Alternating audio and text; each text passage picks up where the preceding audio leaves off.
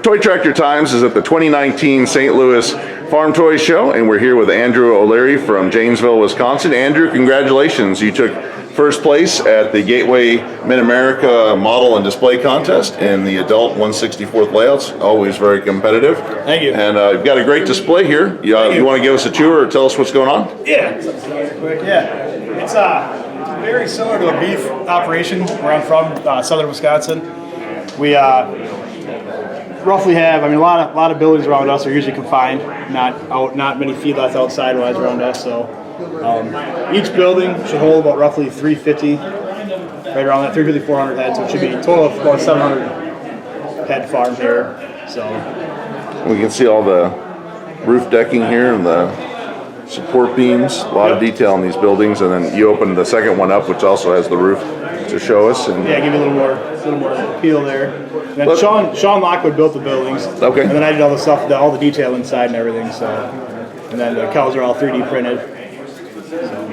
Well, let's talk about the equipment side, because that's what I'm always interested in first. Yeah. We've kind of got the feed yard. You got a Volvo wheel loader. That's pretty cool. Yep, L60H loader there that Christian Oyster actually did a little modification on her and stuff like that. So just a little more detail on them, weathered up a little bit. So it looks like he's got some forks on. Yeah, they're pulling down the bale buster right down there. They're gonna start grinding some hay. So he's putting got the stack here. And I like your silage pile here. You got all the tires nicely lined up along here. Yeah, very very common around us. Silage piles. We're kind of getting away from the walled, the bunker ones now. So just big piles, a lot easier. So do you just use styrofoam and then kind of cover it up and? Yep. Piece of styrofoam and then shade the woodland scenic shake and stuff. Kind of mix a bunch of different ones in and stuff. So static grass, very standard on a lot of good displays today. And makes everything pop now compared to what I used to. It seemed like. So what are the cement blocks for here?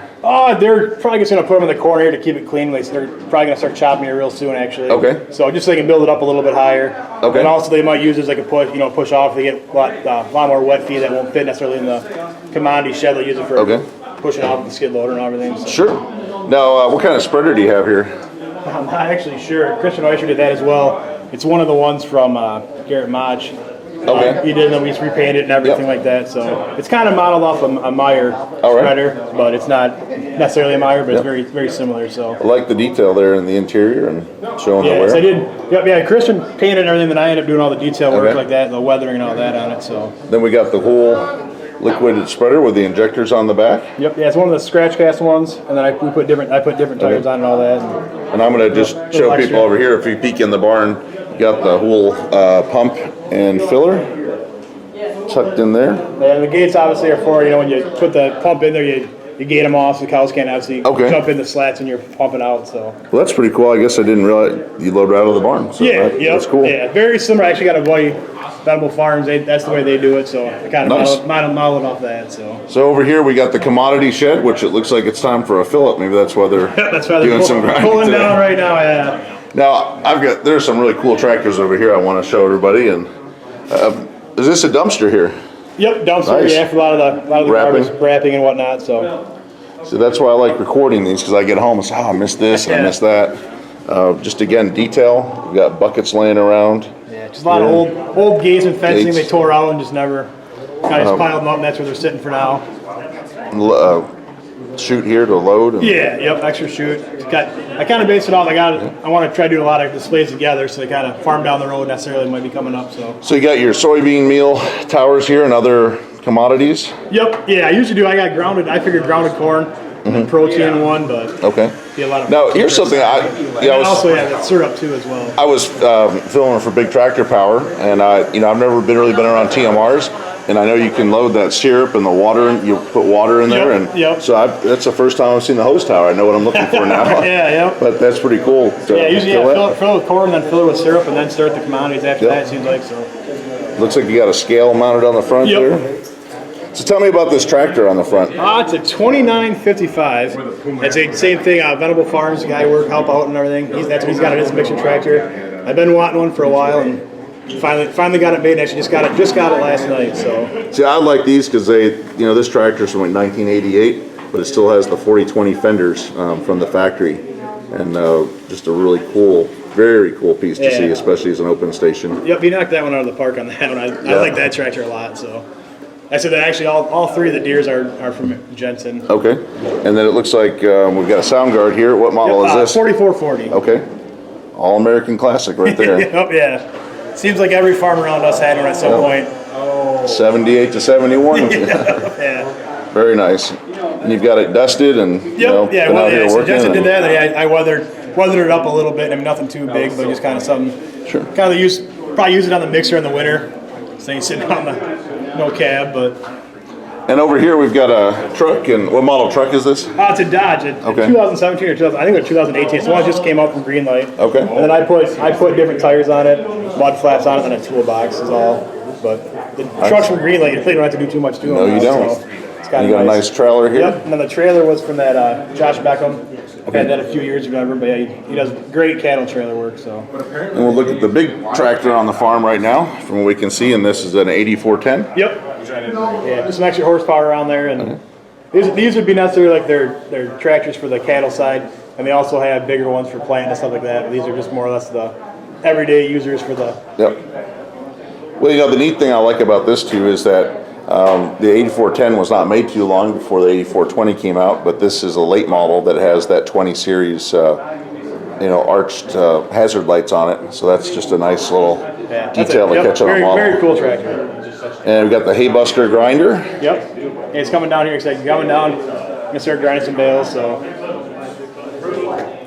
Oh, that's. And that'd be something to keep down, like I said, the farm down the road kind of has all their machinery, so something to keep inside for most of the time, if they're not using it. So just bringing her down here. And we got another older Dodge truck. Yep, that'd be an 06. Right, it was 06, 07, whatever. It's kind of their daily driver around, so they don't dirty up the new one too much. So. Now, one thing I like is that you have all the power lines here coming in the farm, and they're connected to the buildings. And we've got the box up here, and that's just a nice detail. Yeah, a little extra, I figure, and makes it look a lot nicer. So I can kind of just give the drone view of the building, and we'll look down here. You can see where they feed in the trough, and you can see again the Lockwood building. Sean just does awesome work. Very, very nice place. And I just did the weathering inside and tried getting the manure look on the bottom, but yeah, I mean, I had to try doing the buildings justice. So. And just the vegetation and stuff, and the laneway outside. And then we were talking about those slats for the liquid manure and things, and that's really neat detail. Yeah, so all the way through. I got a couple extra ones, new ones from time to time they put in, so I got a couple just stacked there for future use. That's great. So how many head are in these buildings here? Roughly they should hold like 350 to 400 size-wise, but I have 450 in there right now total. So I mean, we could get some more in there, but I mean, maxed out there, I would say that was about 350, that was about 400. And then looks like a squeeze here. Is this kind of the hospital, or is that? For working too, just checking vaccinations and all that and everything, and then coming in. What's the dimensions on these buildings? This one would be scaled out to be. I think it's 70 by like 220. Okay. So I mean, realistically, they're not really like all the new ones now. Or anything less than 500, it seems like, are around. What once was big is not big enough. Right. Yep. Exactly. Now, one thing I always see new stuff on displays, and this was a detail that I want to just say thank you for putting on here. So you've got an entryway here into the cornfield, and there's going to be a lot of traffic from trucks and tractors and the combines. So the ground gets compacted, and the corn can't grow as well. There's some gravel off there. So you've got the short, on-tasseled corn kind of struggling there. And it just seems like compaction around us. It seems to be a big issue. So deep ribbon and stuff like that. And it's every field you drive by, it seems like the entrance right by the road is always just a couple feet smaller. So. And you've got it, it's real short there, but still short inside. And we can kind of do the drone inspection of the corn crop. And as when I'm going over with the drone, we can see there's a cow inside. Yeah, somebody put that in there last night, and I saw it kind of sitting there. I said, that's not a bad idea. A couple people caught on and saw it today, but not too many. So it happens from time to time to get out. That's cool. Well, Andrew, congratulations. Thank you for sharing this great display. And thank you. I'm looking forward to see what you dream up next. Thank you. Thank you.